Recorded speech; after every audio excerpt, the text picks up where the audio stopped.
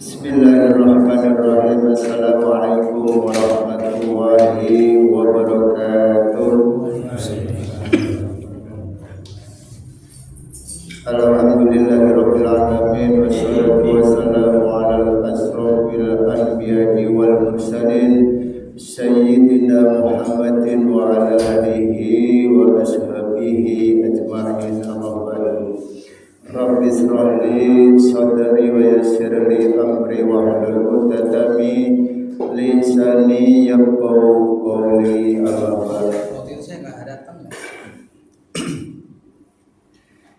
Yang saya hormati Al-Ustaz guru kita, yaitu Al-Ustaz Sarifuddin Al-Jabari.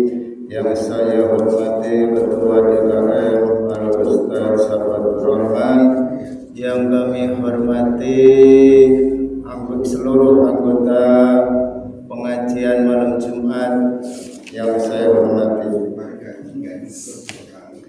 Marilah kita senantiasa memanjatkan kehadirat Allah Subhanahu wa taala atas segala limpahannya rahmat, taufik, hidayahnya serta inayahnya, semua yang telah memberikan kita limpahan rahmat, taufik, hidayah serta inayahnya.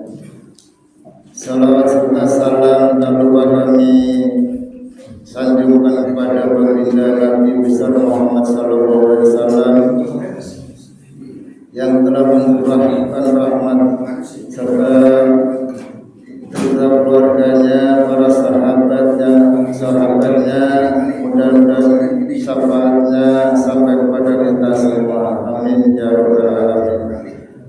Sebelum kita mulai pengajian kita, marilah kita akan ada susunan, yaitu yang pertama pembukaan, yang kedua pembacaan tahlil, yang ketiga penyampaian materi tahlil yang boleh disampaikan oleh Ustaz atau guru kita Sarifuddin Al-Jabari.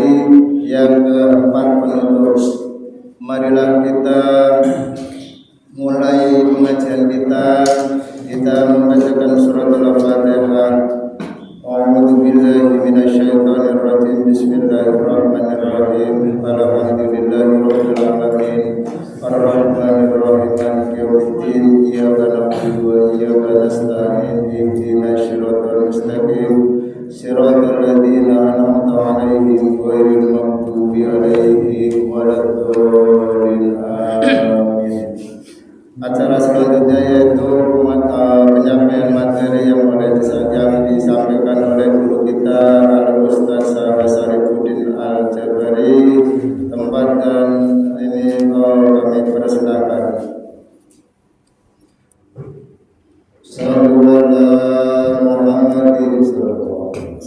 Assalamualaikum warahmatullahi wabarakatuh. Allahumma salli wa sallim. Allahumma salli wa sallim wa azid wa adim wa an'im wa tafaddal wa barik bijalalika wa kamalika ala zain ibadika wa ashrafi abbadik as'adil arabi wal ajam wa imamit taibata wal haram wa tarjumani bilisanil kidam wa manba'il ilmi wal hilmi wal hikmati wal hikam abil qasim sayyidina wa habibina wa syafi'ina wa maulana sallallahu alaihi wasallam. Zidu syarafan ya Rabb, zidu syarafan ya Rabbi wa karaman wa ta'ziman wa rif'atan wa mahabatan wa birra. ورضي الله تبارك وتعالى عن ذوي الفخر العلي والقدر الجليل ساداتنا وأئمتنا وموالينا أبي بكر وعمر وعثمان وعلي وأن بقية الصحابة وقرابة رسول الله صلى الله عليه وعليهم أجمعين والحمد لله رب بسم الله والحمد لله والصلاة والسلام على رسول الله محمد بن عبد الله وآله وصحبه ومواله ولا حول ولا قوة إلا بالله فإن أصدق الحديث كتاب الله وخير الهادي هادي سيدنا محمد صلى الله عليه وسلم وشر الأمور محدثاتها وكل محدثة بدعة وكل بدعة ضلالة وكل ضلالة في النار وبالسند المتصل للإمام المؤلف رحمه الله وأدام نفع به وببركة علومه في دارين آمين قال بسم الله الرحمن الرحيم wankishaful aurati. Kita masuk pada pembahasan sesuatu yang batalin sholat itu ada 11. Di antaranya berbicara dengan sengaja, melakukan aktivitas pergerakan yang besar, anggota besar, adanya kejatuhan najis atau datangnya hadas kecil maupun hadas besar. Dan selanjutnya wal inkishaful aurati amdan fa in kashafaha rihu fasataraha fil hal lam tabtul salatuhu. Yang selanjutnya adalah inkishaful aurat, terbukanya aurat. Aurat laki-laki itu ma baina sarra war rukbah, antara pusar dan lutut, pusar bawah, pusar dengkul. Di antara pusar dan dengkul itu aurat. Betis enggak, karena itu di bawah dengkul. Kalau dengkul ke atas sampai ke pusar itu namanya auratnya laki-laki. Kalau itu inkishaf, terbuka, dan dia tidak segera menutupnya, maka batal. Misalnya orang sholat pakai sarung nggak kenceng gulungnya, terus kadang-kadang agak panjang ya. Pas lempengan dia dari rakaat pertama naik ke rakaat kedua keinjek belakangnya, ya kan? Pasti turun tuh. Nah turun jangan didiemin. Ya. Kalau turun cepet-cepet dipegang, diangkat. Atau pakai sarung yang agak licin, Pak. Ada sarung licin itu yang bisa dimasukin di kantong kan, dilepit. Itu kalau nggak bisa cara makainya, merosot. Kalau merosot turun gitu kan, jangan didiemin. Didiemin batal. Ambil, pegang sama tangan kiri, kan? Pegang aja, klek, pegang. Jadi tangan kanannya aja, Allahu Akbar, ruku. Sami Allah, ingat sami Allah jangan dilepas ininya. Ntar yang kiri megang sarung, yang melorot sami Allah, ya turun lagi. Ya. Jadi kalau dia atau kena angin, sholat Idul Fitri Adha, tiba-tiba angin nih, sampai sarungnya keberem angin. Wah, kayak kita lagi duduk kan ada kipas angin tuh, kan belembung tuh. Sampai ke atas, sampai ke paha, ya kan? Maka cepat-cepat ditahan, jepit, dia jepit, ya sampai dia terbuka lagi auratnya.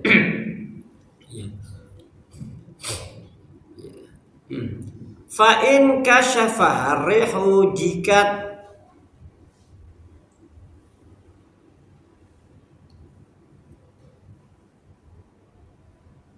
terbuka atau membuka kepada aurat ar-rihu, apa angin, fasattaraha, maka dia menutupnya, fil hali, seketika, lam tabtul sholatuhu, enggak batal salat. Kalau dia tutup seketika, kalau merorot kan. Nah, kalau dia merorot dia pakai pangsi yang 3/4 yang sampai betis, ya dalamannya saya kalau ceramah kan pakai pangsi yang sebetis ini, ya. Turun karungnya, diantepin aja nggak apa-apa. Karena kan dia pakai pangsi, kan pangsi itu boleh untuk sholat, ya. Sampai betis itu sebetis. Kalau dia turun sarungnya nggak diangkat lagi nggak apa-apa. Kenapa? Karena pangsi itu dari aurat, sampai betis. Nah, tapi kalau pakai sempak doang, ya kudu tahan, jangan diantepin. Ntar orang lihat, wow, kan? Wow apa itu? Ya, yang selanjutnya wat taghyirun niyati, dasarnya berubahnya niat. Ka ayyan wiyal khuruja minas salat, seperti dia niat pengen keluar salat. Tetapi berbeda dengan orang yang mufarraqah dalam salat berjamaah. Kalau orang yang mufarraqah dalam salat berjamaah, salatnya sah. Tapi dia tidak punya nilai jamaah. Mufarraqah itu disebabkan imamnya nggak bagus bacanya, baca Fatihahnya berantakan, ya. Kan intinya Fatihah. Kalau surah masih panjang pendeknya masih ada yang ketukar, masih sah salatnya. Tapi kalau Fatihahnya nggak bagus, maka salatnya tidak sah.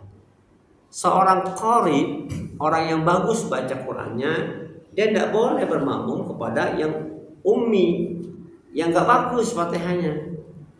Kalau nggak bagus Fatihahnya, yang bagus Fatihahnya, qari, nggak sah salatnya. Sehingga mereka-mereka yang jadi imam harus tahsin. Tahsin itu memperbagus bacaannya. Bukan imam itu harus kayak qari. Meskipun dia qari, gak tetap aja baca tartil. Gak ada orang jadi imam qari ya kan, bismillahnya panjang banget. Bismillahirrahmanirrahim.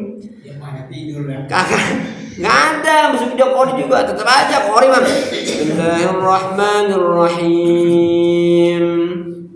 Alhamdulillahi rabbil alamin. Begitu bacanya, bukan kayak qari. Pakai qari mau lama Fatihahnya juga. Ya. Makhrajnya diperbagus. Jadi perlunya ada tahsin. Tahsin itu gunanya untuk memperbaiki yang kurang baik jadi baik, yang kurang pas jadi pas, yang salah jadi benar.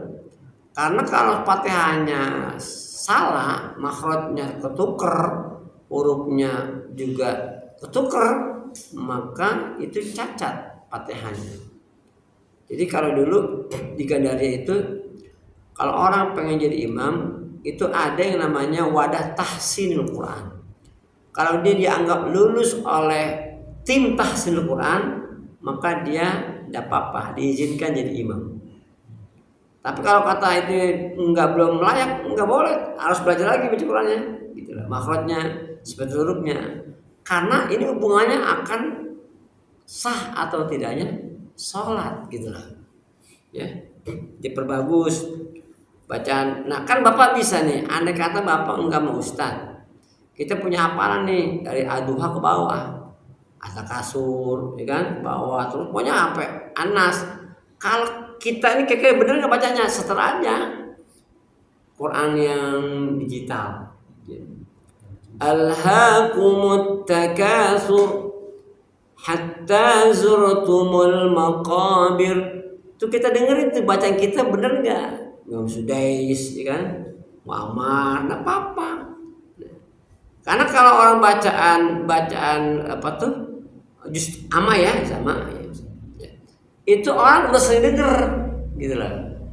Kalau yang pendek dipanjangin, panjang dipendekin, orang kupingnya udah terbiasa. Kok beda ya, gitu lah.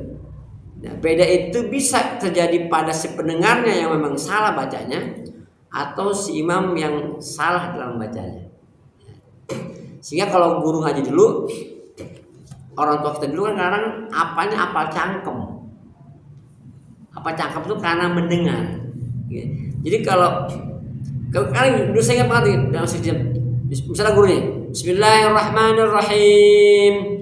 Bismillahirrahmanirrahim. Alhaakumut takatsur. Tuh murid ngikutin tuh.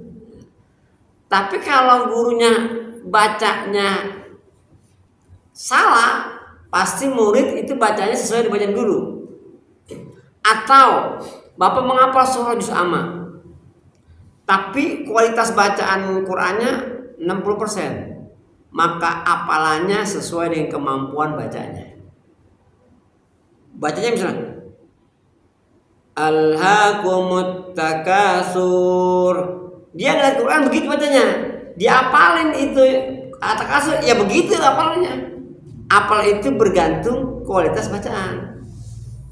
Hatta zurtumul maqabir, dipanjangin semua, yang diapalin ya begitu bacanya. Jadi makanya dalam proses menghafal, kalau di pesantren dia nggak boleh menghafal dulu sebelum ditahsin dari awal sampai akhir. Kalau menghafal ya, mau tahfiz Quran, minimal di juz amma dulu. Dari amma yatasaaluna 'anin naba'il 'azim, dari atas ke bawah tahsin dulu. Udah bagus, diizinkan dia menghafal. Karena kemampuan baca begitulah kemampuan menghafal. Kemampuan menghafal bagaimana kemampuan membaca. Jadi nggak boleh dia menghafal dulu kalau belum ditahsin bacaannya, makhrajnya, sifat hurufnya. Kalau udah layak, baru itu biasanya 3 maksimal 6 bulan lah. 6 bulan sampai 7 bulan, 8 bulan, baru dia tahun keduanya dia mulai start menghafal. Gitu ya. Nah, kalau orang yang qori bermakmum pada makmum imam yang bacanya nggak bagus Fatihahnya, maka tuh si yang qori boleh niat mufaraqah namanya. Niat keluar dari jamaah si imamnya nggak bagus bacaannya, tapi tetap ngikutin gerakan imam, nggak keluar maksudnya dia batalin, enggak. Niat tuh tetap aja imam ruku dia ruku, sujud salam ya salam, tapi dia sudah mufaraqah, sudah berpisah dengan imam yang di depan yang nggak bagus bacaannya, tapi punya nilai sholat munfarid. Tapi dia nggak keluar dari jamaah, tetap ikutin imam sampai habis gitu.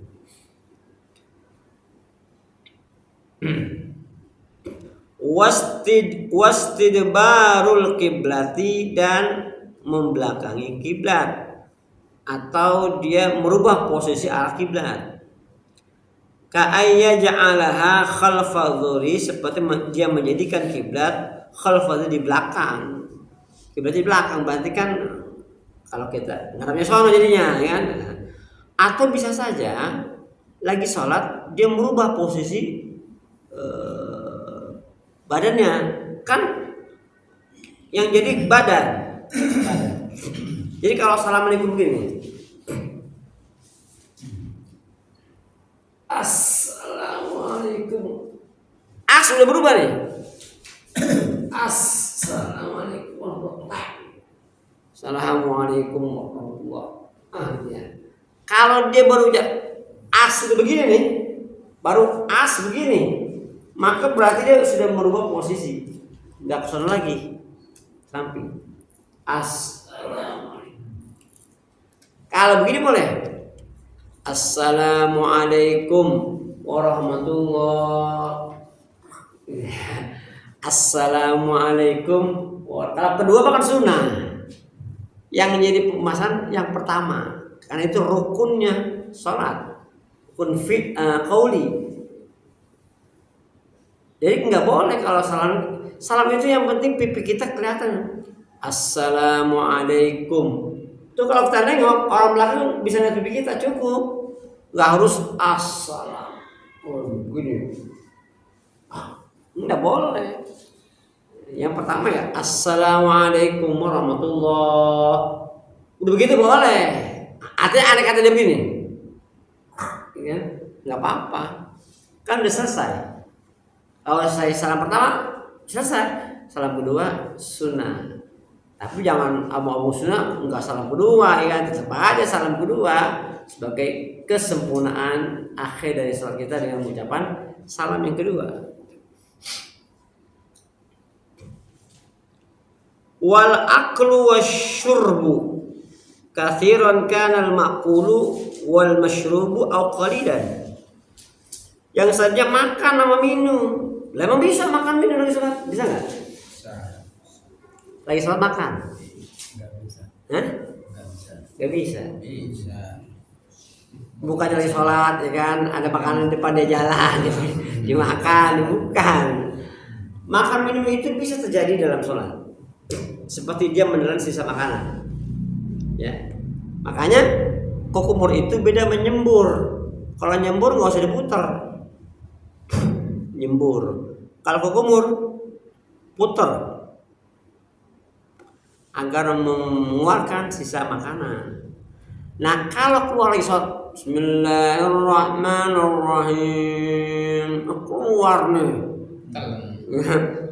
nasi, mana nasi yang panjang-panjang lagi keluar. Nah kalau dia sayang juga nih namanya, dia cepapak dah, papak dia telan, misalnya gitu ya, maka batal. Itu namanya makan. Makanya namanya takbiratul ihram itu takbir yang mengharamkan melakukan sesuatu aktivitas di luar sholat. Kalau makan kan di luar sholat, minum di luar sholat. Jadi nggak boleh kalau makan lagi sholat. Bukan makannya nasi atau bukan sisa makanan. Kalaupun nggak mau nggak dipapak, ambil aja pakai tangan, ambil aja, buang. Kalau saya kantongin. Makanya kantong itu Pak kiri. Ya. Kalau dua-duanya kiri kanan namanya baju pramuka. Ya, dua tuh. Satpam. Oh iya. Kalau kaos kemeja biasanya di kiri. Ya, makanya kalau saya nih, orangnya daging kambing nih saya taruh. Boleh. Ya, jangan ditelan. Atau dia minum itu seperti dia kalau nelan ludah enggak apa-apa, kan ludah itu kan dia memang dari dalam ya natural ya. Tapi kalau ludahnya dikumpulin batal. Apa kalau udah dikumpulin kan dia nggak usah ngomong gumung kan. Kalau kita lagi baca terludah Bismillahirrahmanirrahim, Alhamdulillahi Rabbil Alamin, Ar-Rahman, nggak apa-apa. Tapi kalau dikumpulin tuh ludah ditelan batal. Itu namanya sengaja ngumpulin. Nah, kalau sengaja nggak boleh. Kalau sengaja Enggak. Itu kayak ada rasa-rasanya gitu. Enggak apa-apa kalau yang penting dia belum keluar makhraj kha. Keluar nih apa reak. Belum keluar makhraj kha. Mas di bawah. Telan enggak apa-apa. Tapi udah keluar deh kha, apa lidah ya, telan batal. Ya. Namanya udah keluar dari makhraj kha.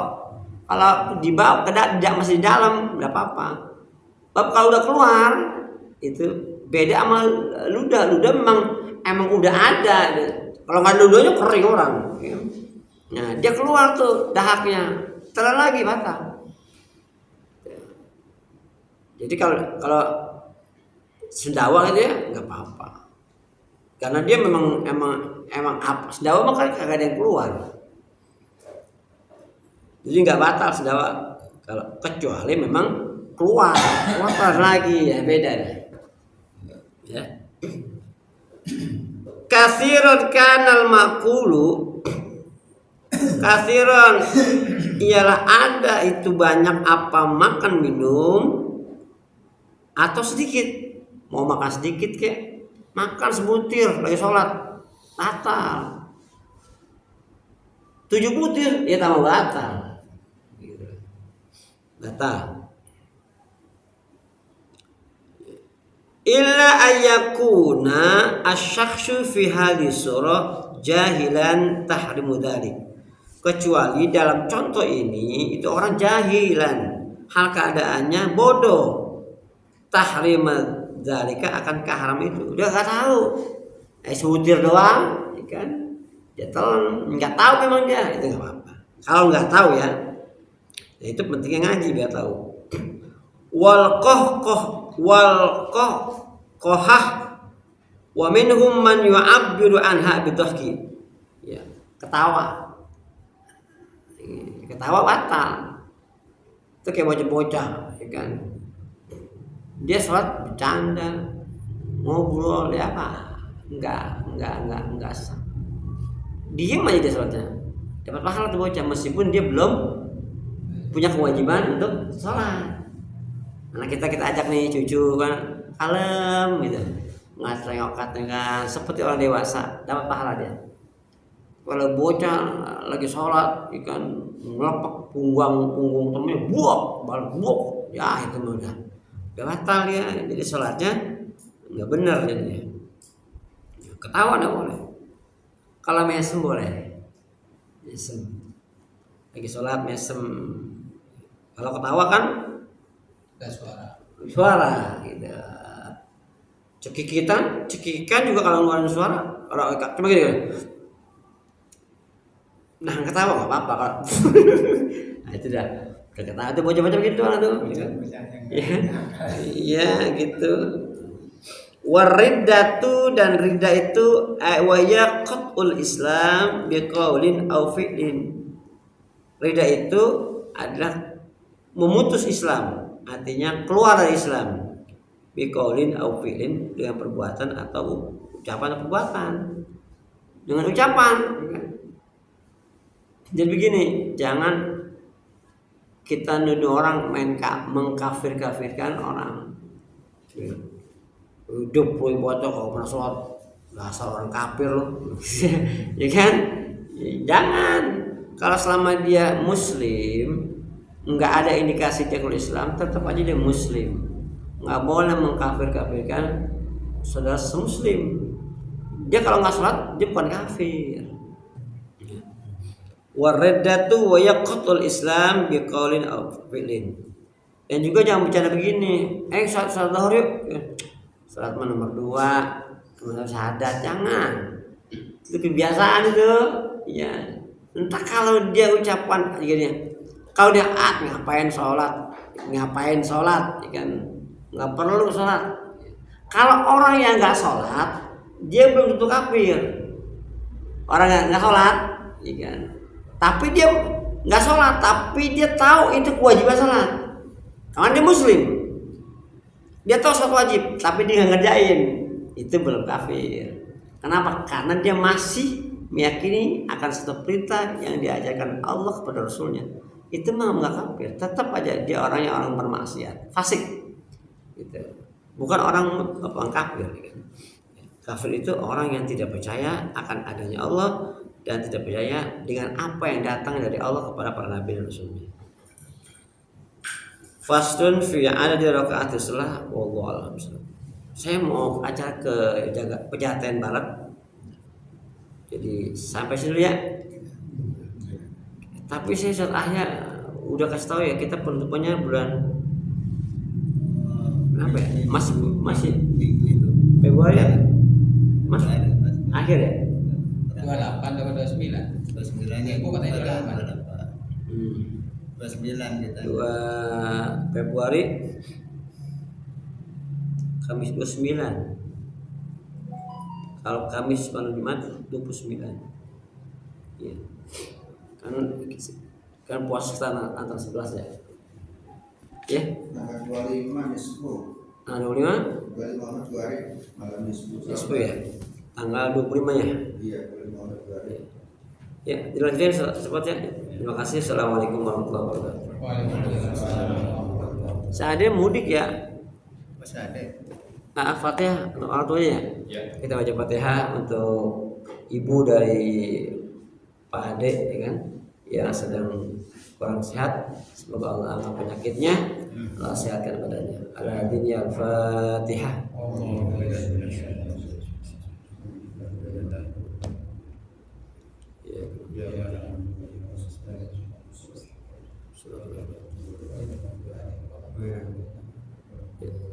Assalamualaikum warahmatullahi wabarakatuh. Ya, ada.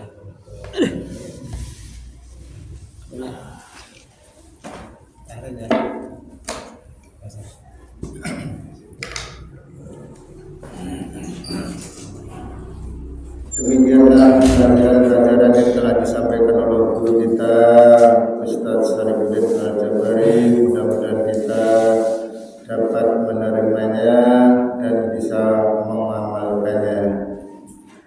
Demikianlah acara pengajian kita.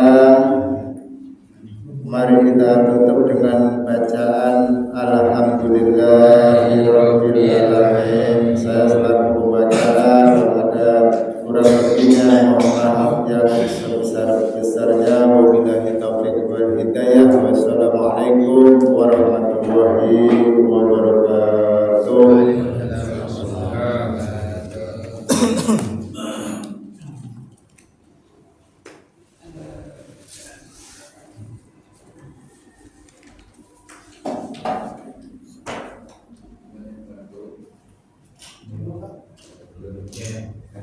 Buru-buru.